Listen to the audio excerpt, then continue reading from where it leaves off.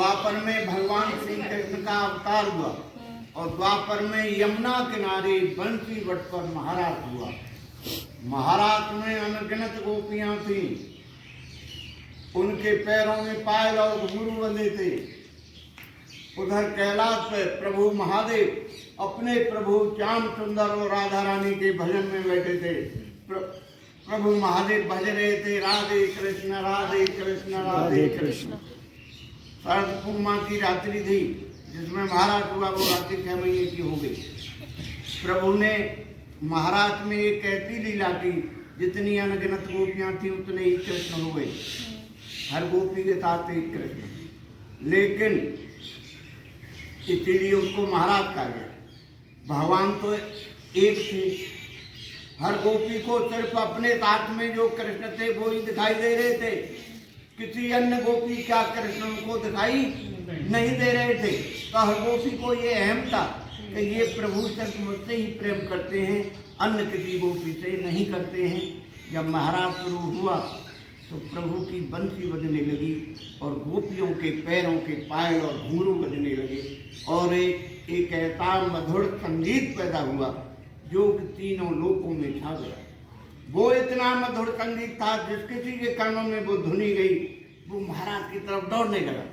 चाहे वो देवता हो, मनुष्य हो, किन्नर हो, पशु पक्षी भी महाराज की तरफ भागने लगे। उधर कैलाश पर प्रभु महादेव जी के कानों में वो मधुर धुनी गई, प्रभु महादेव जी का भजन भंग हो गया। महादेव जी ने विचार किया कि भाई इतनी मधुर धुनी कहाँ से आ रही है, जैसे कि मेरा भजन भंग हो रहा है, तो ये धुनी मुझे अप्रिय लग रही है। महादेव जी ने अपने विवेक से पता लगाया तो उनको मालूम पड़ा ये तो यमुना किनारे बंसी वट पर महाराज हो रहा है, मेरे प्रभु सिंहासन पर विराज रहे, मैं भी चलूँ अपने प्रभु का दर्शन करूँ और अपने नेत्रों को सफल करूँ। माता पार्वती और प्रभु महादेव उसी क्षण कैलाश से चल दिए और उस जगह पर आए जहाँ महाराज हो रहा था। वहाँ महाराज के चारों तरफ 2 गोपियाँ पहरा दे रही थी, लद्दा और बिछाकर।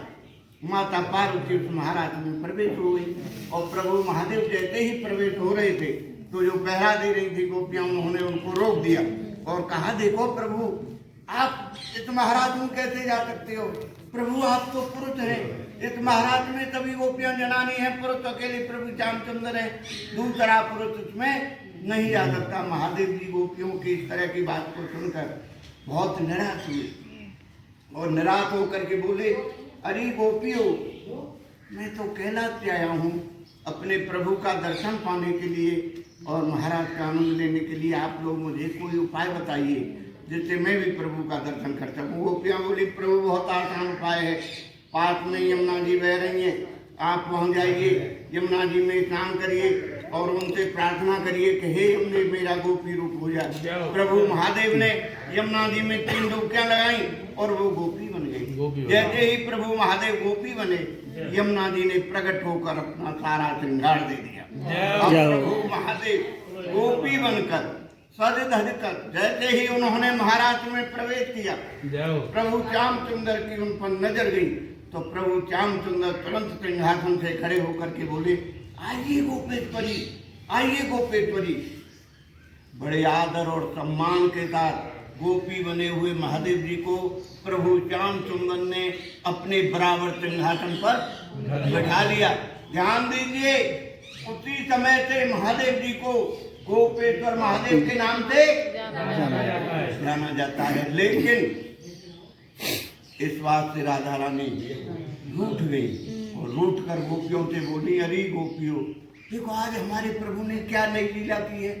आज एक नई अनजान गोपी आई है, काली कलूटी, उसको प्रभु ने अपने बराबर सिंहासन पर बिठा लिया है और उससे कहा है, गोपेश्वरी, हम सब गोपियों की ईश्वर बना दिया। प्रभु ने हमसे तो कभी आज तक गोपेश्वरी नहीं कहा। इसी बात पर राधा रानी रूठ कर नंगे पैर पैदल महाराज में से धीरे धीरे चलते चलते चलते चलते यहाँ आकर बैठ गई। अब आप समझो, जब राधा रानी महाराज में हट गई, महाराज बंद हो गया। राधा रानी के बिना तो राज महाराज कुछ हो ही नहीं सकता। जब राधा रानी महाराज में हटी तो प्रभु ने देखा यहाँ तो महाराज भी बंद हो गया, यहाँ तो हमारी राधा रानी भी नहीं है। तब प्रभु व्याकुल होकर राधा रानी को चारों दिशाओं में ढूंढ रहे, पुकार रहे, हे राधे आप कहाँ हो, हे किशोरी जी आप कहाँ हो, जहां भी हो आप आवाज दो। देखिए जिस रास्ते से राधा रानी आई थी उस रास्ते में ब्रज की रज में राधा रानी के बहुत छोटे छोटे पैरों के चिन्ह बने थे। प्रभु की नजर रही तो प्रभु ने पहचान लिया, ओ ये तो हमारी राधा रानी के पैरों के चिन्ह हैं। प्रभु ने उन चिन्हों से रज लेकर अपने मस्तक से लगाई और उन चिन्हों को खोजते खोजते यहाँ राधा रानी के पास आई। यहाँ आकर प्रभु ने खूब मनाया। राधा रानी मनने में नहीं आई। तब प्रभु इनके पैरों में पड़ गए और बोले, देखो राधे, देखो किशोरी जी, आप गुस्सा हो गई, नाराज हो गई, वो कोई मामूली गोपी नहीं थी। अरे कैलाश से प्रभु महादेव आए थे गोपी बनकर महाराज देखने के लिए। देखो राधे, अब आप अपनी गुस्सा छोड़ो और हमारे संग चलो। राधा रानी बोली, प्रभु अब मैं कैसे चलूं? देखो मैं महाराज में से नंगे पैर पैदल चलकर आई हूँ। प्रभु देखो मेरे पैरों में छाले पड़े हैं, मैं बहुत ज़्यादा थके हूँ। प्रभु अब मैं तो चल ही नहीं सकती। तब प्रभु श्याम सुंदर बोले, अच्छा राधे, आपके पैरों में छाले हैं, आप नहीं चल सकती हो तो आप हमारे कंधे पर बैठ जाओ। जैसे ही राधा रानी प्रभु के कंधे पे बैठने को होती हैं, प्रभु अंतर ध्यान हो जाते हैं। जब प्रभु अंतर ध्यान होते हैं तो राधा रानी खूब रोती हैं, मेरे श्याम कहाँ गए, मेरे कन्हैया कहाँ गए, मेरे प्रभु कहाँ गए। और देखिए राधा रानी के रोने से, उनके अश्रुधारा से, ये जो आप सरोवर देख रहे हो, ये राधा रानी के आंसुओं से भरा सरोवर है।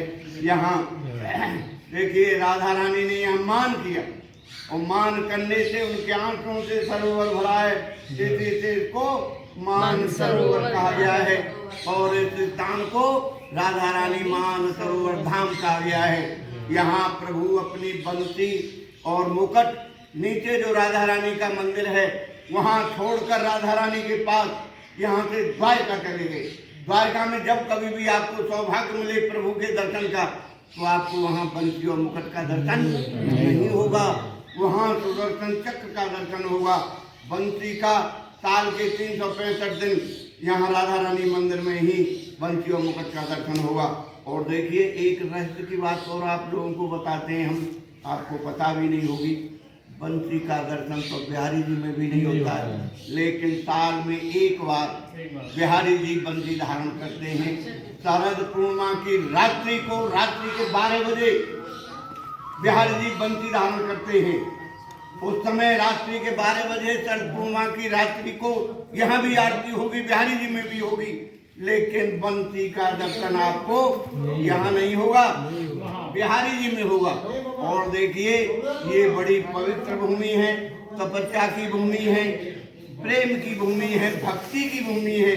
जब कभी भी आपको यहाँ आने का सौभाग्य मिल जाए तो देखिए इस सरोवर में स्नान न करो तो इसमें से ऐसी गलती कभी मत करिए, 5 छींटे जरूर डालिए, आचमन करिए, अपने नेत्रों से जल लगाइए। और देखिए ऐसा कहा गया है कि इस मान सरोवर में स्नान करने से, राधा रानी का दर्शन करने से मनोकामनाएं तो पूरी होती ही हैं, कलयुग के कष्टों पापों से भी मुक्ति मिलती है। बोलिए जय जय श्री राधे, श्री राधे, श्री राधे। ये यहाँ की कथा जो है भागवत महापुराण में आती है, मान लीला। राधा रानी ने यह मान किया था। ये बड़ी पवित्र कथा है, मन और आत्मा को पवित्र करने देने वाली कथा है।